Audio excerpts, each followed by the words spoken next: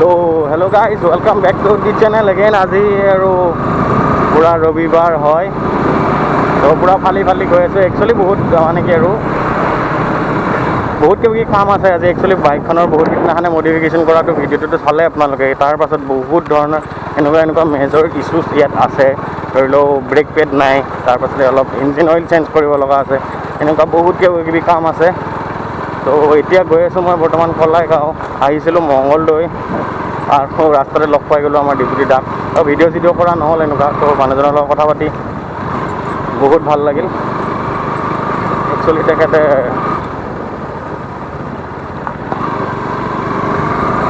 তেখেতে বৰশী বাই আছিল। তো তেনেকুৱা ইমান এটা বিশেষ কথা পতা নহ'ল, কিন্তু কথা পাতি যিখিনি সময় কথা পাতিছে সেইখিনি কাৰণে তেওঁ আমাক ইনভাইটেশ্যন দিছে যে তেখেতৰ ঘৰত আহিব কেতিয়াবা চাহ তাহ খাই যাবৰ কাৰণে এনেকুৱাকৈ।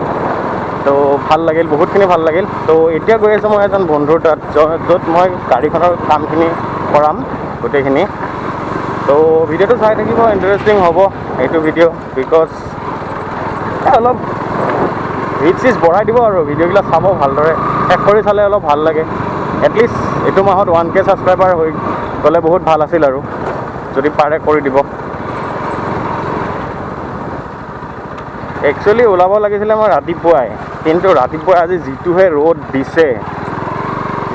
দিছে, নেতিকা ফাটা ৰ'দ যিটো দিছে না, সেইটোৰ কাৰণে ঘৰৰ পৰা ওলোৱাটো এনেকুৱা মানে টান যেন লাগিল। তথাপিও আহোঁতে এতিয়াও ৰ'দ আছে, ৰ'দ যোৱাই নাই বাৰু। তথাপিও চেষ্টা কৰিছোঁ আপোনালোকৰ কাৰণে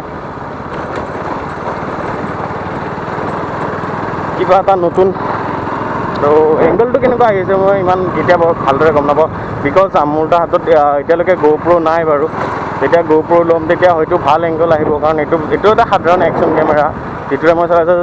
ভইচ ৰেকৰ্ডিঙো মানে কি আৰু এক্সটাৰ্নেল মাইক নাই, তো অলপ ভইচটো ইফাল হয়, মানে নইজটো বেছি আহে আৰু। আমাৰ ইয়াত আকৌ এটা প্ৰব্লেম আছে, বাৰিষা আহিল তাৰমানে পথাৰত ধান হোৱালৈকে গাই গৰু ছাগলী যিমান আছিল চব আহি গ'ল ৰাস্তাত গাই গৰুৰে ভৰ্তি। আপুনি গাড়ী চলাব নোৱাৰে, আৰু প্লাছটো ওপৰৰ পৰা এই গাঁটাবিলাকতো আছে, এইবিলাকৰ কাৰণেতো আপুনি গাড়ী ভালদৰে ৰাখিবই নোৱাৰে। তো সেইকাৰণে আমাৰ গাড়ীবিলাক বহুত জল্দি বেয়া হয়, ইটো প্ৰব্লেম হয়, ইছ্যুজ হয়, বহুত ধৰণৰ বেলেগ ইছ্যু হৈ যায়। তো সেইটোৰ কাৰণে আজি এতিয়া বৰ্তমান মই গাড়ীখন গৈ আছোঁ ঠিক কৰিব মোৰ বন্ধুজনৰ তাত। তেখেতক যাই পিনে টিম দি পিনে পূৰা অল টোটেল ঠিক কৰাই ল'ম।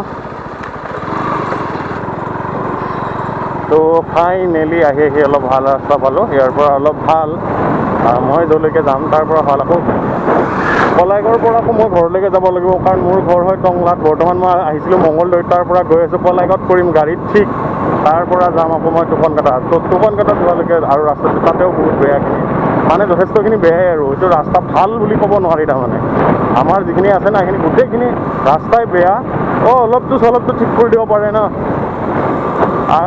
কি ক'ম আৰু। এটলিষ্ট ৰাস্তা মানে মেইন কি আৰু গাঁৱলীয়া হওক যি নহওক, ৰাস্তা পদূলিটো ভালে। তাতে প্লাছ এইবাৰতো বানপানী যথেষ্টখিনি ক্ষতিও কৰি থৈ গৈছে ন ৰাস্তা পদূলিবিলাক। তো অলপ ইম্পৰ্টেণ্ট দি পেলাই এটলিষ্ট হস্পিটেল কানেক্ট যিবিলাক ৰোড থাকে না, সেইবিলাক অলপ ঠিক কৰি দিলে ভাল হয় আৰু, কাৰণ ইমাৰ্জেঞ্চি বোলা কথাও এটা আছে। তো ব'লক এতিয়া আৰু দেৰি নকৰোঁ। তো অলপ সিঁচি দিওঁ আৰু।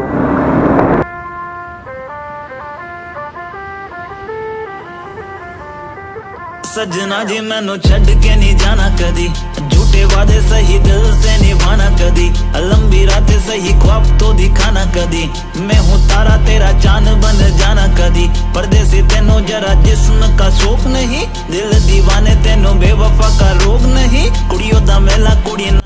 তো ফাইনেলি আহি আৰু এতিয়া কলাইগাঁও পাই যাম আৰু গাড়ীখন এতিয়া দিওঁ অলপ আড্ডা মাৰোঁ, তাৰ লগত গাড়ীখন ঠিকো কৰাই লওঁ, তাৰপাছত দেখা যাব আৰু।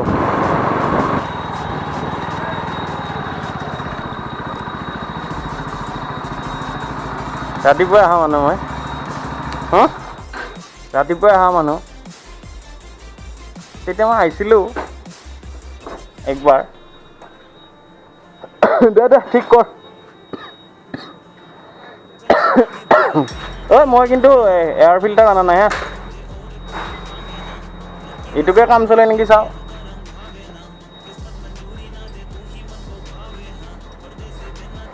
তেতিয়া যাওঁতে এইখন স্কুটিখন হেৰি কৰি থকা নাছিল না তেতিয়া ভাল কৰি থকা নাছিল এইখন ৰাতিপুৱা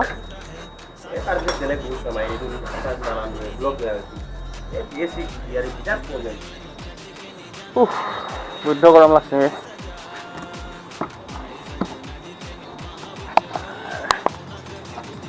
দে ঠিক কৰ মোৰ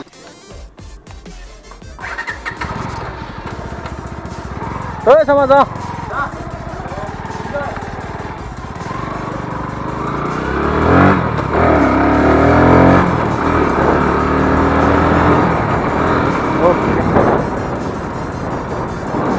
ओके अलराइट बढ़िया गाड़ी पूरा एकदम फिटिंग हो गल पूरा गाड़ी पूरा ऑल टोटल डन এতিয়া যাওঁ ঘৰলৈকে ইয়াৰ পাছত কাম আছে কিবা কিবি আৰু বহুত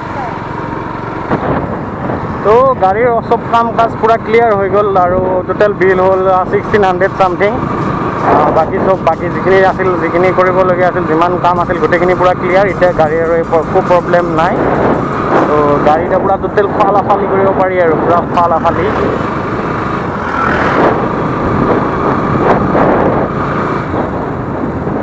গোটেই ৰাস্তাটো বেয়া হৈ গৈছে ইয়াতে একদম বেয়াই বেয়া চাৰিওফালে বেয়া